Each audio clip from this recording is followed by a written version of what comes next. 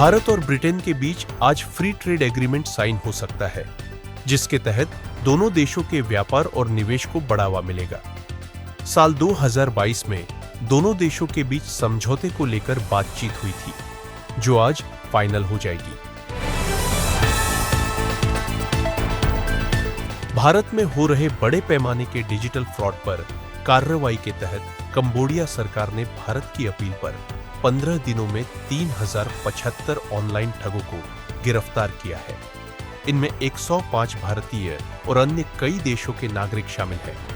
Cambodia में 138 जगहों पर छापेमारी कर इन अंतरराष्ट्रीय गिरोहों पर शिकंजा कसा गया।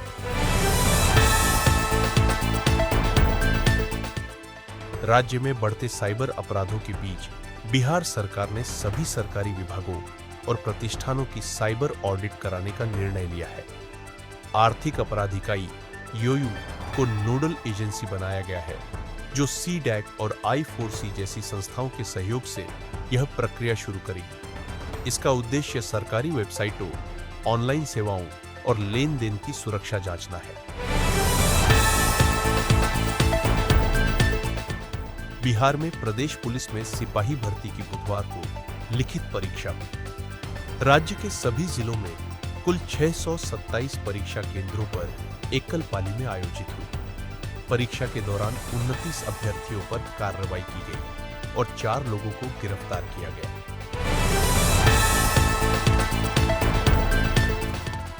प्रवर्तन निदेशालय ED ने मनी लॉन्ड्रिंग के एक बड़े मामले में कार्रवाई करते हुए पूर्व TMC सांसद कंवरदीप सिंह के बेटे करणदीप सिंह के 127.33 करोड़ रुपए मूल्य के शेयर कुर्क किए हैं। यह मामला अल्केमिस्ट समूह की पूंजी स्कीम धोखाधड़ी से जुड़ा है, जिसमें 1900 करोड़ रुपए निवेशकों से अवैध रूप से जुटाए गए थे। गुजरात में भाजपा की सत्ता अहंकार भ्रष्टाचार चरम पर है, बोले अरविंद केजरीवाल। PM मोदी ने जब पैर छूने से बीजेपी सांसद को रोका, कहा भारत झुकेगा नहीं। रवि किशन ने सुनाया किस्सा। यमुना सिटी में जापानी और कोरियन सिटी बसाने की तैयारी तेज, 4000 हेक्टेयर का बनेगा लैंड बैंक। बड़े हमले की तैयारी में थे।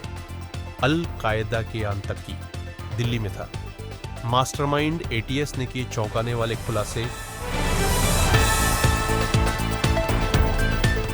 नोएडा एयरपोर्ट के पास बनेगा एग्री एक्सपोर्ट हब।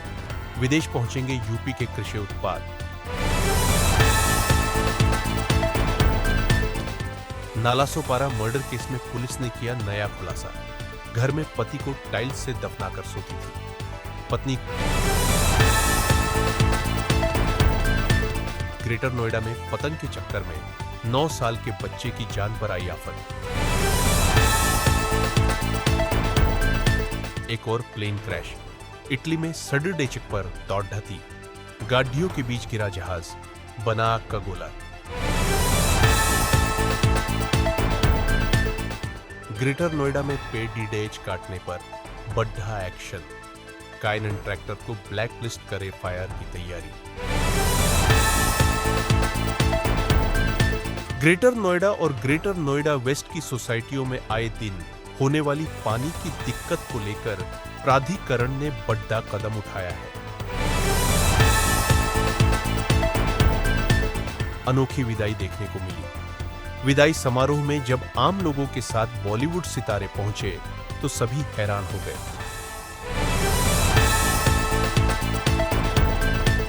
नोएडा के सेक्टर 63 शिजारसी से पकड़ा गया आतंकी जीशान अली दिमाग से बेहद शातिर है। उसने नोएडा में यह कहकर किराए पर कमरा लिया था कि वह मोबाइल की दुकान पर हेल्पर के रूप में काम करता है। दुकान मालिक का कहना है कि वह नौकरी पर नहीं था। दिल्ली में एक हैरान करने वाला सामने आया है। रक्षक ने भक्षक बनकर एक BSF जवान ने दिल्ली में दिन दहाड़े का ज्वेलरी शॉप से सोने के कंगन लूट लिए। पुलिस ने उसे MP से शिवपुरी से गिरफ्तार कर लिया है।